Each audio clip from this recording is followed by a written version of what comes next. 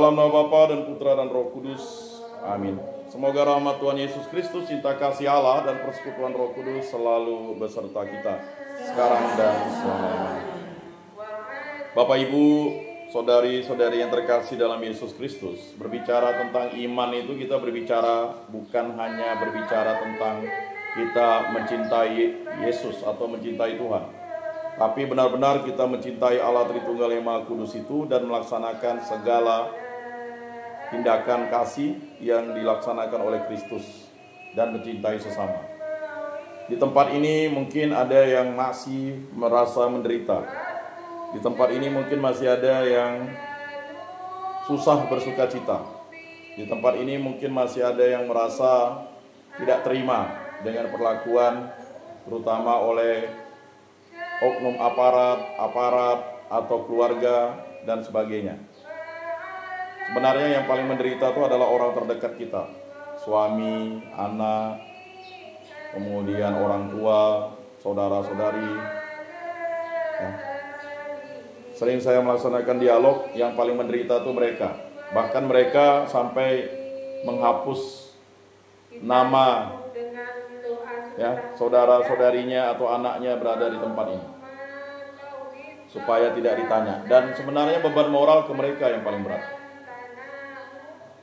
Cuman mereka tidak bisa mengunjungi kita, tidak bisa datang ke kita karena keterbatasan waktu, tempat, biaya, dan sebagainya. Ya, bahkan ada seorang suami itu ketika di penjara itu, jadi dia dihukum selama 16 tahun. 16 tahun tidak dikunjungi istrinya. Ya. Lalu dia sangat dendam dengan istrinya. Keluar, hal yang dipikirkannya adalah dia sudah berpikir bahwa istrinya selingkuh. Lalu dia sudah bersiap-siap, ya, sudah berpikir untuk membunuh istrinya. Kali dia sampai di depan rumahnya, yang buka pintu bukan lagi istrinya. Ya, rumahnya sudah pemilik orang lain. Akhirnya dia bertanya kepada pemilik ini kemana istri dan mamanya, ya. Kebetulan waktu itu ya mamanya itu. Jadi menurut orang tua itu, ya, yang pemilik baru itu, bahwa mamanya udah meninggal. Lah, istrinya mana?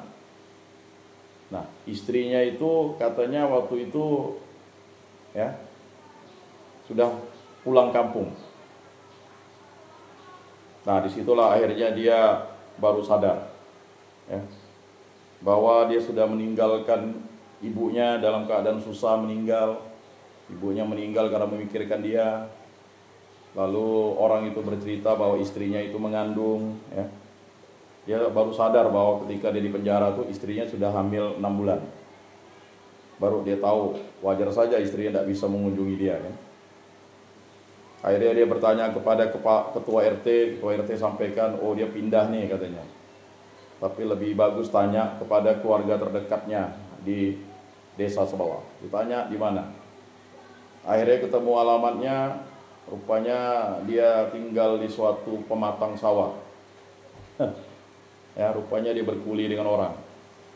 Lalu ketika dia mengetuk pintu dangau itu, keluarlah seorang anak, ya. Ya, kurang lebih anak itu berusia 15 tahun lah, kan. Kan dia kan 16 tahun. Ada apa om, katanya, kan. Terkejut, ya, kan.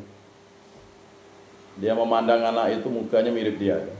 Dia sudah menduga jangan-jangan anaknya. Lalu ada seorang perempuan itu bertanya, siapa nak? Ada om nih nyari mama, ya, kan. Rupanya istrinya sudah buta, ya. Dan apa yang terjadi?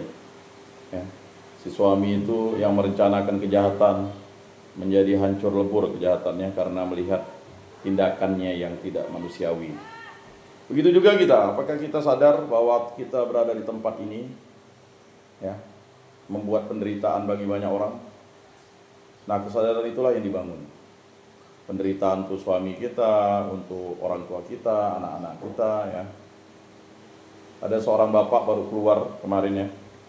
Dia tidak pernah, istrinya tidak pernah bercerita kalau kepada anaknya kalau dia itu di rutan atau di lapas. Jadi dia bercerita bahwa bapaknya kerja di luar negeri.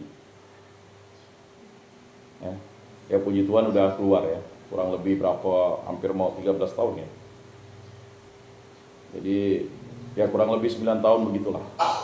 Jadi anaknya yang tertua tuh udah mungkin sudah sekitar 13 atau 14 tahun gitu.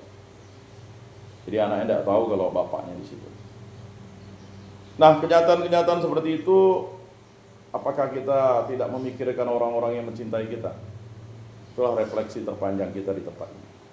Apakah kita harus brutal di tempat ini, menjadi lebih jahat? Karena sistem kepenjaraan kita ini sebenarnya manusiawi. Saya sudah tonton hampir mau 60 sistem penjara di dunia. Di Papua Nugini itu untuk minum saja susah. Ada di suatu penjara di ini, dia harus ngambil air. Ini bukan air ini, air comberan itu untuk minum. Jadi di sana harus potong kayu dulu pakai kapak. Di sini pakai gas. Ya sangat jauh lah. Kalau di Ukraina, penjara itu memang kalau keluar lah, lari ditembak kepala. Karena mereka gaji sipirnya rendah. Jadi penjara tidak dikunci, kalau mau lari-lari. Jadi tidak ada yang mau dikunci. Ya. Jadi sebenarnya sistem penjara ini kan menciptakan orang itu untuk kembali menjadi normal. Ibu-ibu di sini kembali menjadi normal, bukan tidak normal gitu. Tapi bisa jadi di sini malah lebih jahat. Kalau kita tidak mau berubah. Ya, sedangkan orang di luar sana aja yang tidak masuk di sini ya bisa jahat ya. Apalagi kita di sini. Dengan kondisi kita bertemu dengan banyak orang yang berbagai macam. Tetapi puji Tuhan, ya, Tuhan Yesus melalui keuskupan, ya, memperhatikan ibu-ibu di sini. Nah inilah dia gerejanya, supaya untuk memberikan terapi, olah rohani, ya. Kasus-kasus tadi yang saya tanyakan bukan untuk membuka aib, tetapi untuk supaya orang lain tidak terjebak dalam dunia ini. Narkoba, trafficking, free sex, ya. Kemudian kasus-kasus kejahatan misalnya penipuan, pencurian, ya. Berbagai macam cara, bahkan mungkin ada yang pembunuhan dan sebagainya. Itu terjadi karena kita tidak dekat dengan Tuhan. Untuk itu marilah kita mengakui dosa dan kekurangan kita. Saya mengaku kepada Allah yang Maha Kuasa dan kepada saudara sekalian bahwa saya telah berdosa dengan pikiran dan perkataan, dengan perbuatan dan kelalaian. Saya berdosa, saya sungguh berdosa. Oleh sebab itu saya mohon kepada Santa Perawan Maria, kepada para malaikat dan orang kudus, dan kepada saudara sekalian, supaya mendoakan saya pada Allah Tuhan kita. Semoga Allah mengasihani kita, mengampuni dosa-dosa kita, dan menghantar kita ke hidup yang kekal. Amin.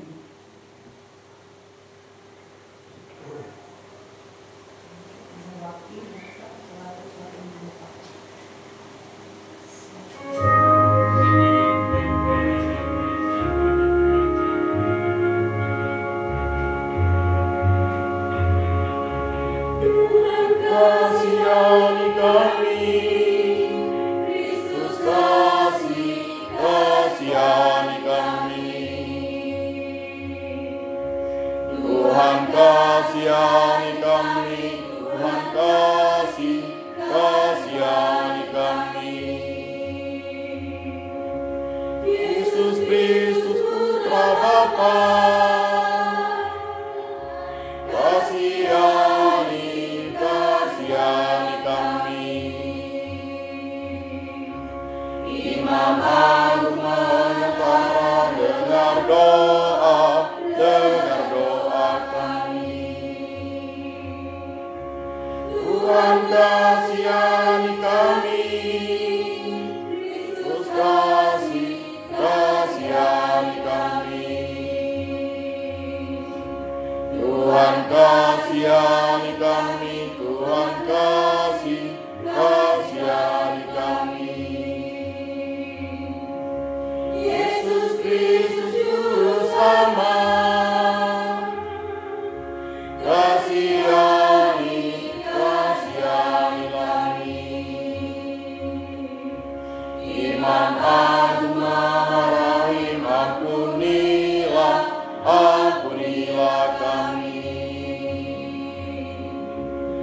Tuhan kasihani kami. Kristus kasihani kami. Tuhan kasihani kami, Tuhan kasihani kami. Kemuliaan kepada Allah di surga dan damai di bumi kepada orang yang berkenan kepadanya.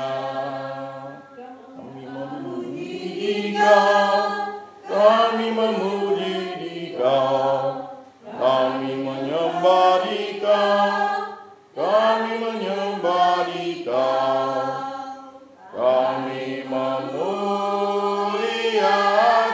Dikau, Tuhan pencipta langit dan bumi. Tuhan Raja surgawi, Tuhan Raja surgawi, Tuhan Putera Anak Domba Allah. Kami memuji Dikau, kami memuji Dikau, kami menyembah Dikau, kami menyembah Dikau, kami memuliakan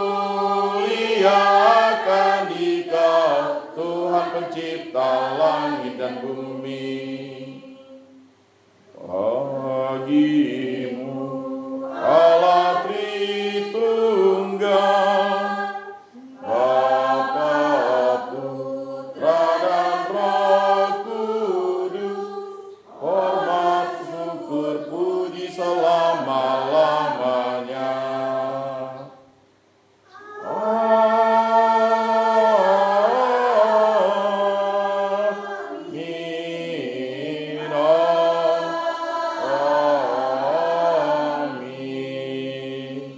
Marilah berdoa. Allah Tritunggal yang Maha Kudus, kami bersyukur di hadirat-Mu, karya agung-Mu yang menyatukan kami di rumah-Mu ini. Kami bersyukur rahmat-Mu, berkat-Mu selalu tinggal dalam diri kami. Semoga kami yang berada di tempat ini menjadi pribadi yang menjadi saksi Kristus, mewartakan cinta kasih dan selalu menjaga kebaikan, keutuhan, dan selalu melaksanakan kehendak Kristus, baik di tengah-tengah diri kami, di tengah ruangan kami, dan di dalam tempat ini. Serta berkatilah keluarga kami agar hidup rukun, damai, dan sejahtera. Semua doa yang kami serahkan dengan perantaraan Tuhan kami Yesus Kristus yang hidup dan meraja kini dan sepanjang segala masa. Amin.